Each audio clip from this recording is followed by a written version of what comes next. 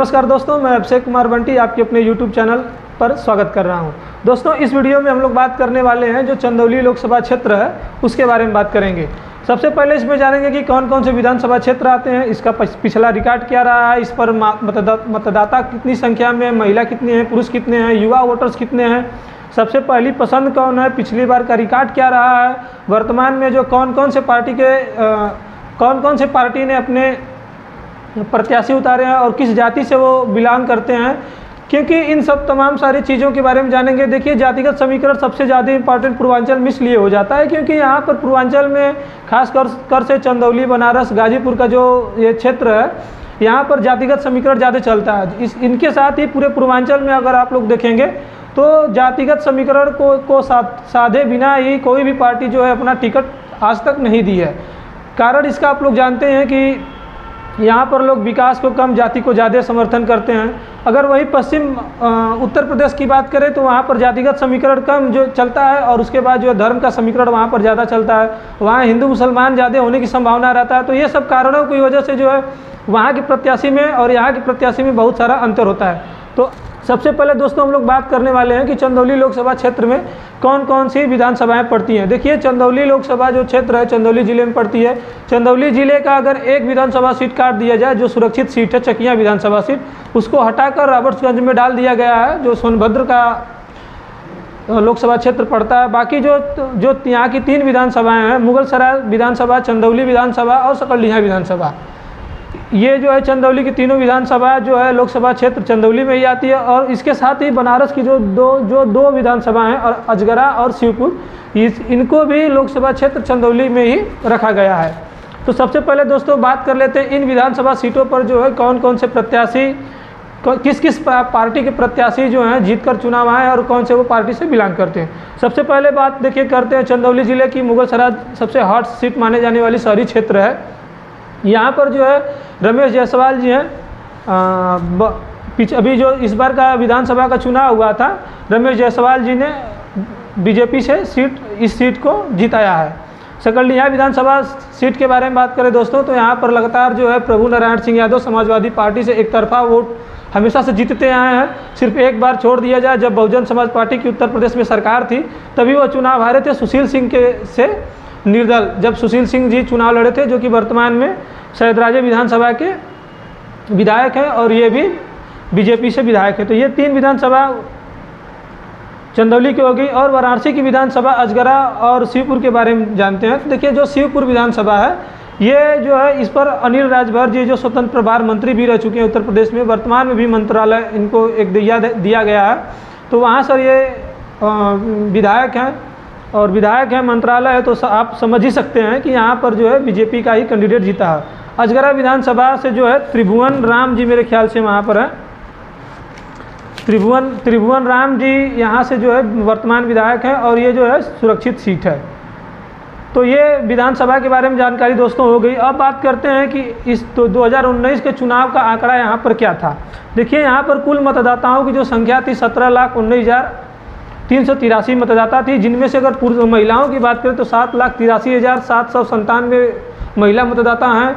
और पुरुष मतदाताओं की बात करें तो इस लोकसभा क्षेत्र में दोस्तों 9,35,486 हैं। इस प्रकार से कुल 17,19,383 मतदाता हो जाते हैं।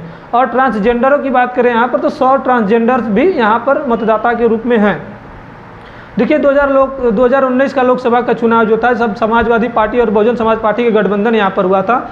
तो बहुत ही अगर देखा जाए तो दिलचस्प मुकाबला उस समय वहाँ पर था, क्योंकि सपा और बसपा का जो गठबंधन था, अब तक अगर माना जाए तो पूरे देश में बात किया जाए, अगर किसी पार्टी ने गठबंधन किया है तो सपा बसपा के से बड़ा गठबंधन आज तक कोई नहीं हुआ है। पूरे देश की मैं बात कर रहा हूँ, उत्तर प्रदेश की बात तो छोड़िए ही। तो उस समय एक लाजवाब मुकाबला था, लोगों में उत्सुकता बहुत ज़्यादा थी। लेकिन पार्टी सपा बसपा ने यहाँ से चुनाव हार गया और महेंद्र नाथ पांडे जो थे बीजेपी से कैंडिडेट प्रदेश अध्यक्ष, वो चुनाव अपना जीत गए। तो वहाँ की अगर यहाँ बात करें तो बीजेपी के जो महेंद्र नाथ पांडे जी जो जीते थे, उनको 5,10,733 वोट मिले थे, जो कि 47.07% कुल वोटों की संख्या ये पाए थे। दूसरे नंबर पर सपा बसपा से जो कंबाइंड के प्रत्याशी थे, दूसरे स्थान पर संजय सिंह चौहान थे, 4,96,774 वोट पाए थे। अगर इस तरह देखा जाए तो लगभग 14 से 15 हज़ार वोटों से जो है इनको महेंद्र नाथ पांडे ने संजय सिंह चौहान को पटकनी दी थी। तीसरे नंबर पे बात करें तो शुभ सपा से थे राम गोविंद जी थे तीसरे स्थान पर, 18 हज़ार वोट पाए थे मात्र, इनका कुछ ज़्यादा आंकड़ा नहीं है। इसके बाद जो है जो दोस्तों 2019 के बाद अगर 2014 की बात करते हैं तो यहाँ पर अगर मुकाबला देखा जाए तो बिल्कुल एक तरफा था 2014 में। 2014 में एक तरफा होने का ये कारण था कि नए नए जो हमारी बीजेपी के टीम है नए नए उभरी थी पूरे देश में और प्रचंड बहुमत के साथ सरकार पूरे भारत में बनाई थी। उस समय भी टिकट महेंद्र नाथ पांडे को ही दिया गया था। महेंद्र नाथ पांडे को लगातार इस बार भी टिकट दिया गया है और लगातार 3 बार टिकट देने का देखिए दोस्तों एक ही रीज़न है, क्योंकि ये संघ के बहुत ही पुराने खिलाड़ी, माहिर खिलाड़ी रह चुके हैं ये। और ये अपने छात्र जीवन से ही महेंद्र नाथ पांडे को अगर मैं देखूँ तो छात्र जीवन ही इनका एक बहुत ही अच्छे प्रकार से बीता हो और संघ में कार्यरत थे। सबसे पहले ये BHU में जब चुनाव होता था बनारस हिंदू यूनिवर्सिटी में, तब वहाँ पर जो है ये इन्होंने शायद महामंत्री पद पर जीत भी हासिल की थी। तो इस कारण से जो ज़्यादा भरोसा संघ का जो है बीजेपी का इस कारण ज़्यादा भरोसा होता है इन पे, तो इस बार भी टिकट दिया गया है। लेकिन 2014 की अगर बात करें दोस्तों तो महेंद्र नाथ पांडे ने ही 2014 में भी जीत दर्ज की थी, जिसमें से वो 4,14,135 वोटों के साथ जो है 42.23% पाए थे वोट। वहीं अगर बहुजन समाज पार्टी की कैंडिडेट देखा जाए तो उस समय 2014 में कोई भी किसी भी प्रकार का किसी से गठबंधन न सपा का था न बसपा का था। तो उस समय जो है अनिल कुमार मौर्य जो BSP से कैंडिडेट थे वो दूसरे स्थान पर थे, 2,57,389 वोट पाकर 26% मत पाए थे। तीसरे पे अगर बात करें तीसरे स्थान पे 2014 में तो समाजवादी पार्टी के कैंडिडेट जो हैं लोकसभा क्षेत्र चंदौली से ही बिलोंग करने वाले, अगर विधानसभा इनका देखा जाए रामकिशोर सर जी का तो मुगलसराय विधानसभा से बिलोंग करते हैं, ये तीसरे स्थान पर थे जो कि 2,04,145 वोट पाए थे। ये हो गया दोस्तों पिछला रिकॉर्ड 2019 और 2014 का। अगर इसके पहले का अगर देखा जाए 2009 में और 2004 का जो लोकसभा चुनाव हुआ था तो बिल्कुल परिस्थितियां उस समय अलग थी और आज की परिस्थितियों के बारे में आप लोगों को बता दिया। आज एकदम परिस्थिति बदल गई है। एक आंकड़ा जो है, एक नतीजे जो है हम लोग 2019 और 2004 पर भी डालेंगे, क्योंकि देखिए 2019 में अगर देखा जाए तो यहाँ से अगर सांसद चुन कर गया था कोई तो रामकिशोर यादव जी जो थे, जो कि तीसरे स्थान पर चले गए थे 2014 में, और 2009 में जो है 1,80,000 मत पाकर जो है सबसे सफल कैंडिडेट यहाँ के चुने गए थे और सांसद बने थे। दूसरे नंबर पे कैलाश नाथ सिंह यादव बसपा से थे दूसरे नंबर पे, तो तीसरे नंबर पे कांग्रेस के प्रत्याशी जो थे शैलेंद्र कुमार सिंह थे। अब देखिए दोस्तों ये हो गया 2009 के बारे में। अब ठीक इसका उल्टा अगर 2004 के बारे में देखा जाए तो 2004 में यहाँ के जो नतीजे थे 2009 से एकदम बिल्कुल उल्टे थे, क्योंकि 2009 में रामकिशोर यादव दूसरे स्थान पर पहुँच गए थे। लेकिन 2004 के लोकसभा चुनाव में जब बहुजन समाज पार्टी की सरकार थी तो उस समय कैलाश नाथ सिंह यादव जो कि मूल रूप से गाजीपुर से बिलोंग करते हैं, इन्होंने 2,04,625 वोट पाकर अपने निकटतम प्रत्याशी आनंद रतन मौर्य को जो सपा से थे 2,02,965 वोट पाए थे, इनको पटकनी कैलाश नाथ सिंह यादव दिए थे। तो ये देखिए 2004, 2009, 2014 और 2019 का पिछला रिकॉर्ड रहा दोस्तों। तो इस तरह का अगर देखा जाए तो यहाँ ये जो ये जो लोकसभा सीट रही है किसी की अब तक सगी नहीं रही है पिछले अगर 20 सालों में इसका रिकॉर्ड देखा जाए तो। अगर उसके पहले अगर देखा जाए जब शुरुआत में ये जब लोकसभा सीट 1957 में बनी हुई थी तो उस समय जो है कांग्रेस के प्रत्याशी त्रिभुवन नारायण सिंह ने यहाँ पर पहली बार जीत दर्ज की थी। और सबसे बड़ी बात दोस्तों यहाँ पर चंदौली लोकसभा सीट के बारे में ये है कि उस समय जो है त्रिभुवन नारायण सिंह के अगर खिलाफ कोई लड़ा था तो समाजवादी के पुरोधा कहे जाने वाले राम मनोहर लोहिया जी उनके खिलाफ चुनाव लड़े थे, लेकिन वो हार गए थे। ये बहुत कम लोगों के बारे में, ये जानकारी बहुत कम लोगों के आज भी है चंदौली लोकसभा क्षेत्र के लोगों के बारे में कि यहाँ से राम मनोहर लोहिया जैसे नेता भी यहाँ से लड़ चुके हैं। तो ये रहा दोस्तों मोटा मोटी आंकड़ा जो पिछला रिकॉर्ड है लोकसभा क्षेत्र का, कब कौन सी पार्टी जीती। और सबसे इम्पॉर्टेंट बात कि देखिए यहाँ से अगर हैट्रिक की बात करें तो कांग्रेस ने यहाँ से हैट्रिक शुरुआत के जो चुनाव हुए थे 1957 से लेकर बाद जितने 3 लोकसभा के चुनाव हुए थे हैट्रिक से अपनी जीत दर्ज की थी। फिर उसके बाद जो है बीजेपी ने भी यहाँ पर एक बार हैट्रिक मार चुकी है। बीजेपी की अगर हैट्रिक देखा जाए तो आनंद रत्न मौर्य जो है यहाँ पर मौर्य मतदाताओं की संख्या 2,75,000 से ज़्यादा है। यही एक कारण रहा है कि बहुजन समाज पार्टी ने सत्येंद्र कुमार मौर्य जी को यहाँ से टिकट दिया हुआ है। तो 1991, 1996 और 1998 में लगातार 3 बार के यहाँ के सांसद आनंद रत्न मौर्य जी रह चुके हैं।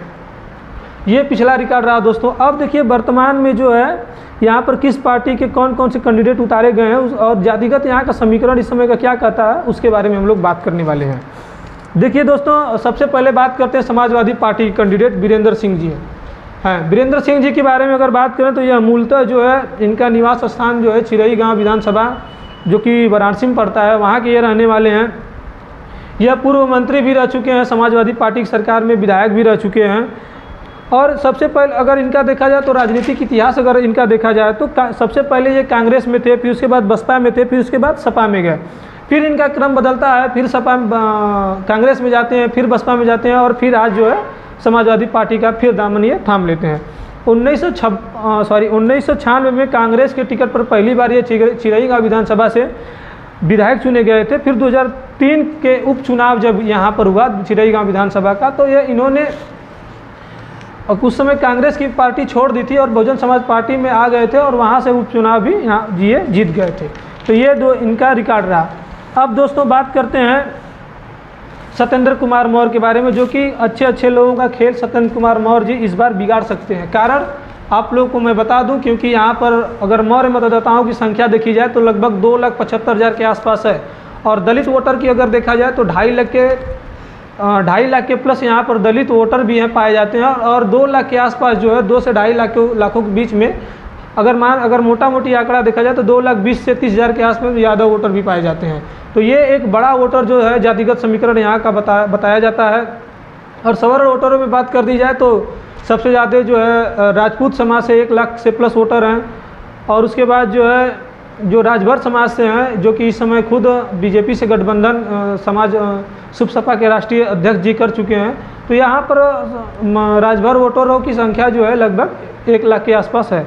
तो ये जातिगत समीकरण रहा दोस्तों। अब इसके बाद जो है सत्येंद्र कुमार मौर्य को भी प्रत्याशी क्यों बनाया गया है बहुजन समाज पार्टी से, इसके बारे में बात करते हैं।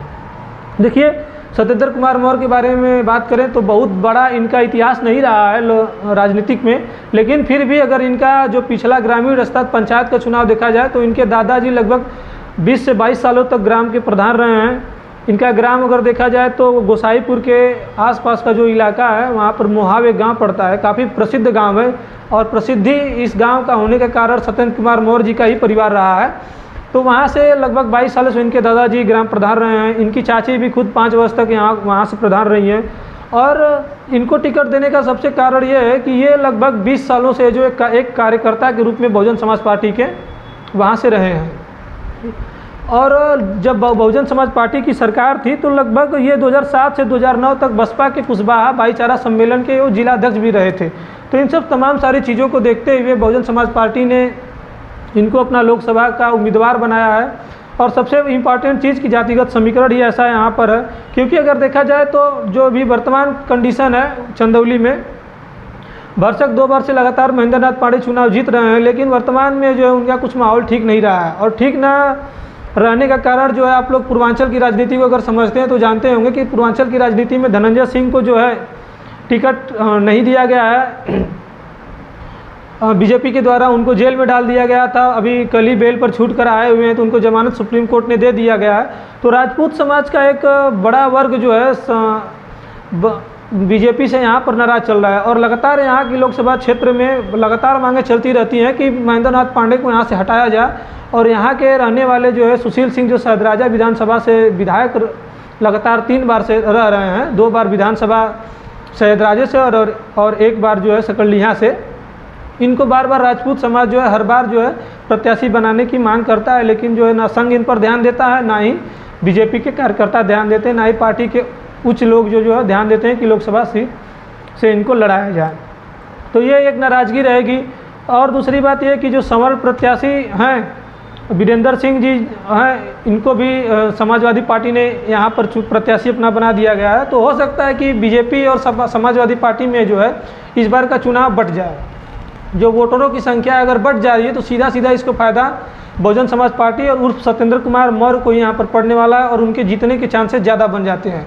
कारण जातिगत समीकरण में आप लोगों को बता ही दिया हूँ, क्योंकि यहाँ पर अगर देखा जाए तो अगर 5 लाख के आसपास जो वोट पा जाता है, पिछला अगर रिकॉर्ड देखा जाए तो वो जीत जाता है। अगर उसके पहले देखा जाए तो 2 लाख जो वोट पा जाते थे वो लोग जीत जाते। पिछला अगर रिकॉर्ड 2009-2004 में देखा जाए तो 4-5 हज़ारों का अंतर ही रहा है, लेकिन 2014 का जो लोकसभा था वहाँ पर लाखों का अंतर जीत हार के बीच में हो गया था। लेकिन वहीं 2019 का लोकसभा चुनाव हुआ, जब सपा बसपा का गठबंधन की बात थी, तो वहाँ पर जो है चुनाव जो है कुछ हज़ार से ही महेंद्रनाथ पांडे ही जीत पाए थे।